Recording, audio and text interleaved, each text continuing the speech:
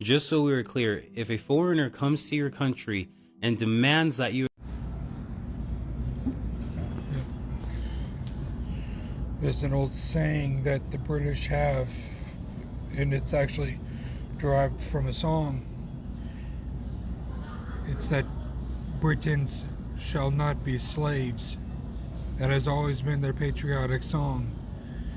And if the British shall not be slaves, then neither shall we. We too shall not be slaves to a foreign invader. We must not let that happen, because they want to try to take our guns. They've been doing it for decades, and as far as I know, it's not going to work, because you have to figure that we have almost 400 million firearms. That's roughly 3/5 of the entire population of the entire world. We have more firearms than the rest of the world's militaries combined. Think about that. And as Izuruku Yamamoto famously said, you cannot invade the United States of America, for if you do, there will be a man with a rifle behind every blade of grass. Because,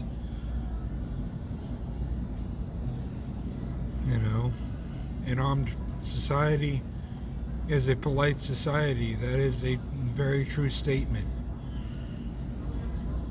And we Americans, for the last 250 years, we have fought to preserve that.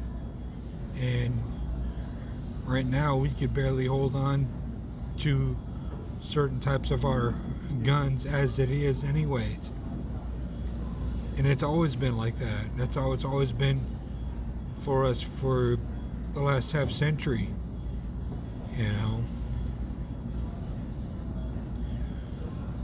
Because even if we do get invaded by a foreign invader, there's a good chance that if you're armed and well prepared, you can survive it. However, no foreign invader would dare make a trek on the Blue Ridge or take a drink from the Great Mississippi River.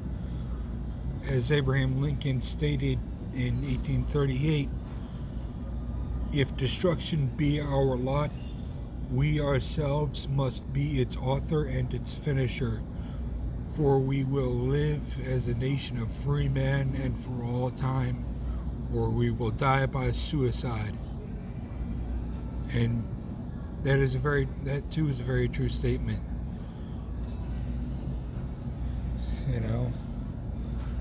At what point shall we expect any danger from anywhere else in the world? If we are to expect danger, it is to be expected here in America, because of the incompetence of some of the elected officials that we have to hold accountable. It is up to all of us, more specifically, it is up to we the people to hold our elected officials accountable for what they do. And that's what we should do, because that is our civic duty. Our civic duty is towards each other, nowhere else. And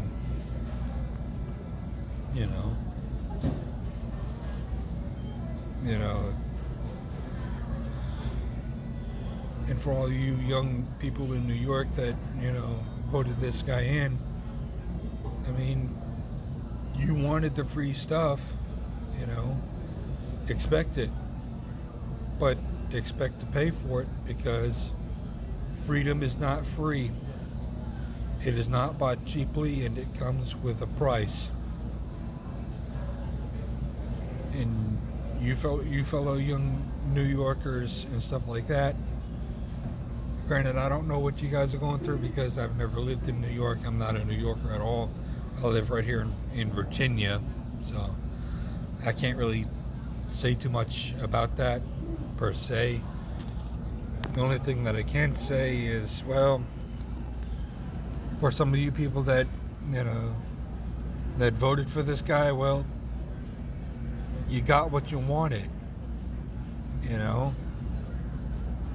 You love socialism and communism so much. Well, pardon me for flipping the table, but you love communism and socialism from this guy so much. Well, this is what you wanted. You wanted all this. You voted for it in your own state. More specifically, in your own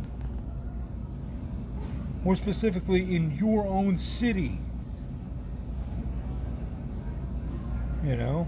And to think that 24 years ago, you guys had, all of America at that point, had suffered the most devastating terrorist attack on our country. And it's kind of shameful that 24 years later, your fellow New Yorkers, New Yorkers would forget that shit. It really is a shame, honestly. I mean,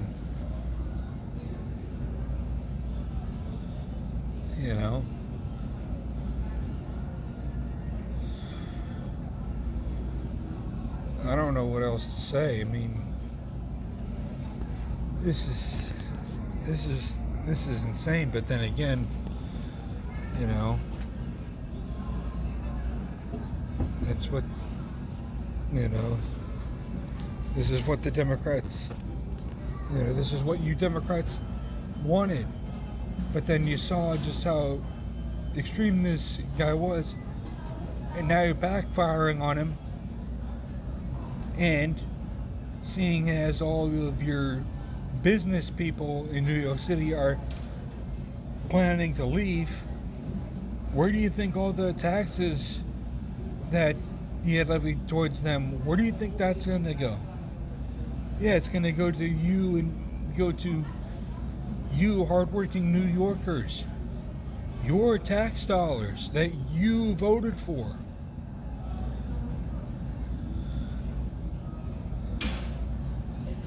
So, I mean, you voted for the socialism. So, you get what you hate to say I told you so, but I told you so.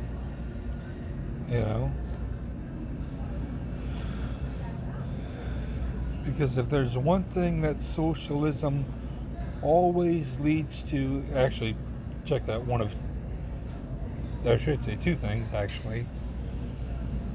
If there's two things that socialism always leads to, it always leads to communism and genocide. Don't believe me? Look at Adolf Hitler, Joseph Stalin, Pol Pot, Kim Jong-un, and the current genocide of the Uyghur Muslims in China right now.